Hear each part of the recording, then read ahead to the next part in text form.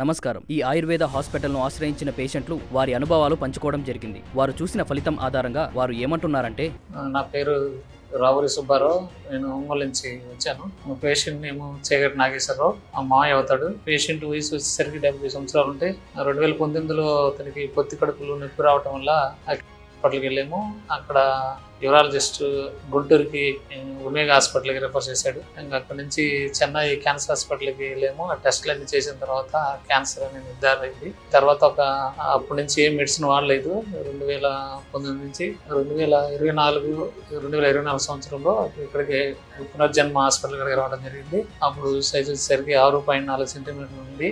ఒక 6 బాక్సులు మెడిసిన్ వాడిన తర్వాత మళ్ళీ స్కాన్ రిపోర్ట్ చేసి మళ్ళీ వచ్చాము. వచ్చిన తర్వాత ఇప్పుడు రిజల్ట్ కొద్దిగా బాగానే ఉంది. 6.4 నుంచి 5.8 వచ్చింది.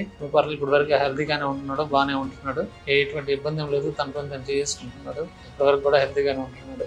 ఈ క్యాన్సర్ ఈ మెడిసిన్కి దీనివల్ల ఉపయోగం ఉంది, బాగానే పనిచేస్తున్నాయి. ఎవరైనా వాడుకోవచ్చు. ఇది బాగా క్యాన్సర్ బాగా ఉపయోగపడుతుంది ఆయుర్వేదిక్. ఇంకా నాకు తెలిసిన కూడా చాలా మందికి ఇది ఇప్పుడు మెడిసిన్ వాడుతున్నారు. హైదరాబాద్లో పునర్జన్మ నుంచి ఆయుర్వేదిక్ మెడిసిన్. చూశారు కదండి, వారి మాటల్లో ఉన్న ఆత్మవిశ్వాసమే ఆయుర్వేదం సాధించిన విజయం. ఇలాంటి మరెందరో జీవితాలలో ఆయుర్వేదం వెలుగులు నింపడానికి నిరంతరం కృషి చేస్తూనే ఉంటుంది.